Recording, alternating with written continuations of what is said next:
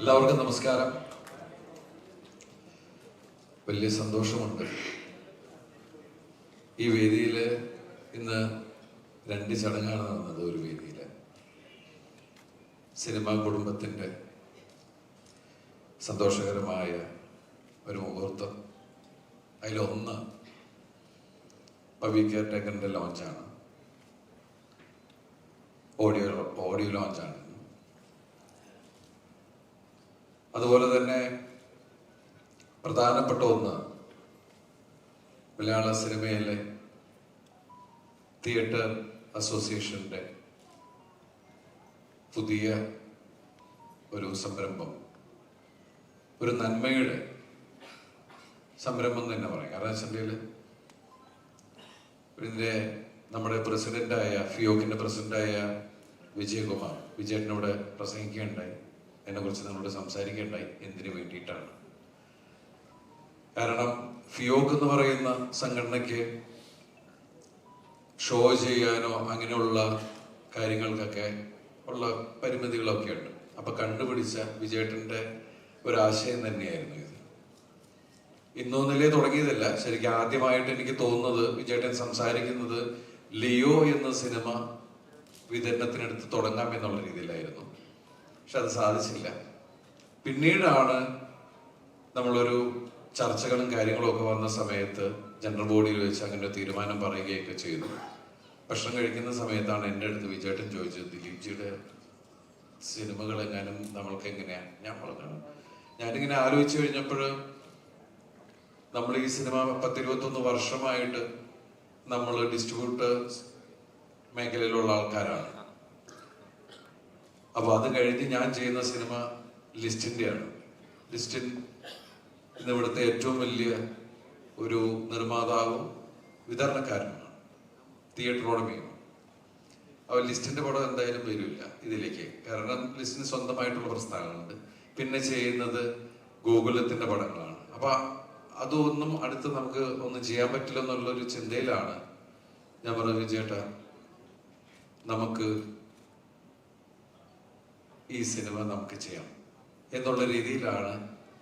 സത്യം പറഞ്ഞ തിയേറ്റേഴ്സ് അസോസിയേഷന്റെ വളരെ പിന്തുണയും, അതൊരു നന്മയ്ക്ക് വേണ്ടിയിട്ടാണ്. തിയേറ്റർ അസോസിയേഷന്റെ മെമ്പേഴ്സിന് തിയേറ്റർ അസോസിയേഷന് ഇരിക്കാനൊരു, അതിലെ മെമ്പേഴ്സിനൊക്കെ ഇരിക്കാനുള്ളൊരു സ്ഥലം, അങ്ങനെ ഒരുപാട് കാര്യങ്ങൾ, അതിലെ മെമ്പേഴ്സിനെ എത്രത്തോളം സപ്പോർട്ട് ചെയ്യാൻ പറ്റുമെന്നുള്ള കാര്യങ്ങളൊക്കെ ആലോചിച്ചിട്ടാണ് ഇങ്ങനെ ഒരു, അല്ലാതെ മറ്റുള്ള പല ആളുകളും വേറെ രീതിയിലൊക്കെ വളച്ചൊടിക്കാനും പ്രശ്നം ഉണ്ടാക്കാൻ ശ്രമിക്കുന്നുണ്ട്. അങ്ങനെയൊന്നുമല്ല. ഒരു നന്മ മാത്രം കണ്ടാണ് പുതിയ സംരംഭത്തിന് തുടക്കമിട്ടിരിക്കുന്നത്. ഇന്ന് ഇത്രയധികം മാധ്യമ സുഹൃത്തുക്കളെല്ലാം ഇവിടെ വന്നിട്ടുണ്ട്. വലിയ സന്തോഷം. കാരണം എൻ്റെ ഇപ്പോഴത്തെ അവസ്ഥയൊക്കെ നിങ്ങൾക്ക് എല്ലാവർക്കും അറിയാം. കഴിഞ്ഞ 28-29 വർഷമായിട്ട് ഇൻഡസ്ട്രിയിൽ കൊച്ചു കൊച്ചു വേഷങ്ങൾ ചെയ്ത് ഇവിടം വരെ എത്തിയ ഒരാളാണ്. സത്യസന്ധമായി പറഞ്ഞാൽ പ്രേക്ഷകരുടെ കയ്യടി, അതുപോലെ തന്നെ എന്നെ വിശ്വസിച്ച്, ഞാൻ ഇത്രയും പ്രശ്നത്തിൽ നിൽക്കുമ്പോഴും എന്നെ വിശ്വസിച്ച് ഇവിടെ സിനിമ നിർമ്മിക്കുന്ന എൻ്റെ നിർമ്മാതാക്കള്, അതുപോലെ തന്നെ എന്നെ പുതിയ പുതിയ കഥാപാത്രങ്ങൾ തന്ന് എൻ്റെ സംവിധായകരെ, എൻ്റെ എഴുത്തുകാരൻ, എൻ്റെ കോ ആർട്ടിസ്റ്റുകൾ, ഒരുപാട് പേരുടെ ഒരു പ്രാർത്ഥനയാണ് ഈ ഞാൻ. അതുപോലെ തന്നെ ഈ സിനിമ എനിക്ക് എത്രത്തോളം ആവശ്യമാണെന്ന് നിങ്ങൾക്ക് എല്ലാവർക്കും അറിയാം. കാരണം ഞാൻ നിങ്ങളെ, ഇത് എൻ്റെ 149ാമത്തെ സിനിമയാണ്. ഇത്രയും കാലം ഞാൻ ഒരുപാട് ചിരിപ്പിച്ചു. കഴിഞ്ഞ കുറച്ച് കാലമായിട്ട് ഞാൻ ദിവസം കരഞ്ഞുകൊണ്ടിരിക്കുന്ന ഒരാളാണ്. ചിരിപ്പിക്കാൻ ശ്രമിക്കുന്ന എനിക്ക് ഇവിടെ നിലനിൽക്കാൻ ഈ സിനിമ എനിക്ക് ആവശ്യമാണ്.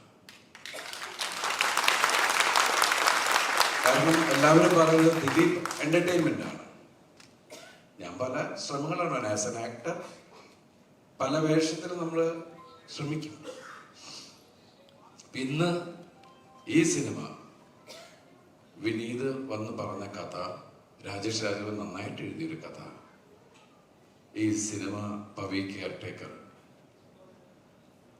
തിയേറ്ററിലെത്തുമ്പോൾ എൻ്റെ പ്രിയപ്പെട്ട പ്രേക്ഷകരെ വിശ്വസിച്ചുകൊണ്ട് മാത്രമാണ് വരുന്നത്. കാരണം ദിലീപിന്റെ സിനിമയിൽ നിന്ന് ഏറ്റവും വലിയ കമ്പനികളുടെ CEO ആണെങ്കിലും താഴെ നിൽക്കുന്ന ആളുകളാണെങ്കിലും ചായക്കടയിൽ ചായ അടിക്കുന്ന ആളാണെങ്കിലും പറയുന്നത്, അല്ലെങ്കിൽ ഏത് തരത്തിലെ ആൾക്കാരും പറയുന്നത്, നിങ്ങളുടെ സിനിമകൾ കാണുന്നത് ഞാൻ കുറെ ചിരിക്കാനും ഒക്കെ വേണ്ടിയിട്ടാണ്, ഞങ്ങളുടെ സ്ട്രെസ് ഒഴിവാക്കാനാണ്. അപ്പൊ തീർച്ചയായിട്ടും എനിക്ക് ആ കാര്യം പറയാം. നിങ്ങൾ അങ്ങനെ എന്നിൽ നിന്ന് ആഗ്രഹിക്കുന്ന ഒരു കഥാപാത്രം തന്നെയാണ് വളരെ സാധാരണക്കാരനായ പവി കെയർടേക്കർ എന്ന ഈ സിനിമയിൽ ഞാൻ അവതരിപ്പിക്കുന്ന പ്രവർത്തകൻ. അതെനിക്ക് കൊണ്ടുവന്നു തന്ന എൻ്റെ പ്രിയ, ശരിക്കും പറഞ്ഞാൽ ഞാൻ വിനീത് നേരത്തെ പറഞ്ഞു, ഞാൻ വിനീതും തമ്മിലുള്ള കാര്യങ്ങൾ, ഞാൻ എൻ്റെ സഹോദരനോടുള്ള പോലെ തന്നെ വിനോദം കെട്ടുകയറാറുണ്ട്, ചോദ്യങ്ങൾ ചോദിക്കാറുണ്ട്. പക്ഷെ എപ്പോഴും വളരെ ചിരിച്ചു നിൽക്കുന്ന മുഖമായിട്ട് തന്നെയാണ് വിനീത് എന്നോട് പെരുമാറിയിട്ടുള്ളത്. രാജേഷിന്റെ മെക്കെട്ട്, കാരണം ചിലപ്പോൾ നമുക്ക് ചില സംശയങ്ങൾ വരുമ്പോൾ നമ്മൾ ചോദിക്കാറുണ്ട്. അപ്പൊ അതുപോലെ തന്നെ മലയാള സിനിമയിലേക്ക് നമുക്ക് കൊടുക്കാൻ പറ്റുന്നത് എന്താ പറയാ, എൻ്റെ കൂടെ വർഷങ്ങൾക്ക് മുമ്പ് ഒരുപാട് നായികമാർ എൻ്റെ കൂടെ വന്നിട്ടുണ്ട്. അവരുടെ ആദ്യ നായകനാണ് ഞാൻ. അതുപോലെ തന്നെ മലയാള സിനിമയിലേക്ക് 5 നായികമാർ കൂടി പുതിയതായിട്ട് വരികയാണ്. ഇവർ 5 പേരും കഴിവുള്ളവരാണ്. അത് നിങ്ങൾക്ക് ഈ സിനിമ കാണുമ്പോൾ മനസ്സിലാവും. അതുപോലെ തന്നെ ഇതിൻ്റെ editor Deepu, music director Mithun ഇതിനു മുമ്പ് ചെയ്ത റോഷാക്ക്, മലയാളത്തിൽ ചെയ്ത സിനിമ റോഷാക്കാണ്, നമ്മളെല്ലാവരും കണ്ടതാണ് ആ സിനിമ. അപ്പൊ അദ്ദേഹത്തിന്റെ കഴിവറിയാം. അദ്ദേഹം ചെയ്ത പാട്ടുകൾ നിങ്ങൾ കണ്ടു. പിന്നെ ഇതിന്റെ ക്യാമറമാൻ, രോമാഞ്ചത്തിന്റെ ക്യാമറമാൻ സനു താഹിർ. സനുവിന്റെ നല്ല വർക്കാണ്. സനു ഇവിടെ വന്നിട്ടില്ല. പിന്നെ ഇവിടെ ഇരിക്കുന്ന ജോണിനെ നിങ്ങൾക്ക് അറിയാം. എന്നെ ജോണിനെ കാണുമ്പോൾ എല്ലാവരും ചോദിക്കുന്നത് CID മൂസ സെക്കൻഡില്ലേ എന്നാണ് ചോദിക്കുന്നത്. അപ്പൊ ജോണി ഇന്ന് മലയാള സിനിമയിൽ ഏറ്റവും കൂടുതൽ, കഴിഞ്ഞ ദിവസം ജോണി പറഞ്ഞത് 140-150 സിനിമയൊക്കെ ആയിരുന്നു. ഈ കോവിഡിന്റെ ഇടയിൽ ഇത്രയധികം സിനിമ അഭിനയിച്ച ഒരു നടനെ ഞാൻ ഇന്നുവരെ കണ്ടിട്ടില്ല. അപ്പോ അതുപോലെ ധർമ്മജൻ. പിന്നെ ഇതിൽ വരാത്തൊരു വലിയൊരു നായികയുണ്ട്, രാധിക ശരത്കുമാർ. മാഡത്തിന്റെ രാധിക ചേച്ചിയുടെ അവിടെ ഇലക്ഷൻ നടന്നുകൊടുക്കുന്ന, നാളെ ഇലക്ഷനാണ്. ഞാൻ വിളിച്ചിട്ടുണ്ടായിരുന്നു, എല്ലാവരോടും അന്വേഷണം പറയാൻ പറഞ്ഞു, എല്ലാ പ്രാർത്ഥനകളും ഉണ്ടെന്ന് പറഞ്ഞു. രാധിക ചേച്ചി ഒരുമിച്ച് അഭിനയിക്കുന്ന 2ാമത്തെ ചിത്രമാണ് രാമലീലന്റെ അമ്മയായിട്ടാണ് അഭിനയിച്ചത്. ഇതില് റിട്ടയേർഡ് SI മറിയാമ്മ എന്ന് പറഞ്ഞ ശക്തമായിട്ടുള്ള കഥാപാത്രമാണ്. അതുപോലെ ഈ സിനിമയിൽ ഒരുപാട് നിങ്ങൾക്ക് ഇഷ്ടമുള്ള ഒരുപാട് മറ്റു കഥാപാത്രങ്ങൾ എല്ലാവരും ഉണ്ട്. നിങ്ങൾക്ക് എല്ലാവരും ഇഷ്ടമാകുന്ന ഒരു സിനിമ തന്നെയായിരിക്കും. ഈ വേദിയിൽ എന്താ പറയാ, ഇവിടെ വന്നിരിക്കുന്ന എല്ലാവരോടും അത്രയധികം നന്ദിയും കടപ്പാടും അറിയിക്കുന്നു. ഈ സിനിമ 26 നിങ്ങൾ തിയേറ്ററിൽ തന്നെ പോയി കാണുക. ഇത് ശരിക്കും എൻ്റെയും ആവശ്യമാണ്. ഫിയോക്ക് എന്ന് പറഞ്ഞ സംഘടന ആദ്യമായിട്ട് ഒരു സംരംഭത്തിലേക്ക് ഇറങ്ങുമ്പോൾ പൂർണ്ണമായിട്ടുള്ള പിന്തുണയും ഞങ്ങൾക്ക് എല്ലാവർക്കും ആവശ്യമാണ്.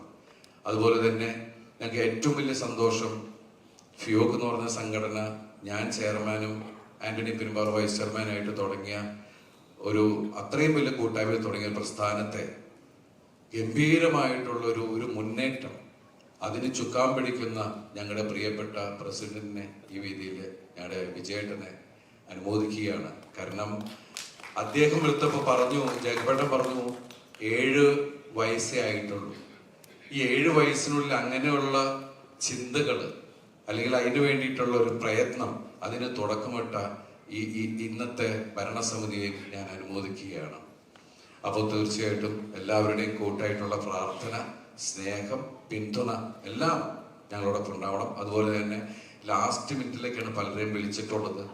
ആ ലാസ്റ്റ് മിനിറ്റ് പോലും ഒരു പ്രയാസവും കാണിക്കാതെ ഓടി വന്ന എൻ്റെ പ്രിയപ്പെട്ട എല്ലാവരോടും ഈ വേദിയിൽ നന്ദി പറയുന്നു. വളരെ അധികം സന്തോഷം. സർവശക്തനായ ദൈവത്തോട് നന്ദി പറയുന്നു.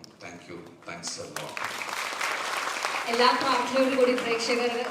അതുപോലെ പറയാൻ വിട്ടുപോയി, ഇതിന് എൻ്റെ കൂടെ നിന്നിട്ടുള്ള റോഷൻ ചിറ്റു, അതുപോലെ എൻ്റെ സഹോദരന്മാര് അനൂപ്, സുരാജ്, പിന്നെ എൻ്റെ ബാല്യകാല സുഹൃത്തായ KP വ്യാസനെ വരും.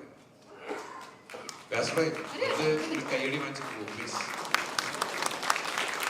ഞങ്ങൾ രണ്ടുപേരും നിക്കിരട്ട് നടക്കുന്ന കാലം മുതലുള്ള സുഹൃത്തുക്കളാണ്. ഞങ്ങൾക്ക് രണ്ടുപേരുടെയും മനസ്സിൽ സിനിമയാണ് ഞങ്ങൾ ഒരിക്കലും പറഞ്ഞിട്ടില്ല.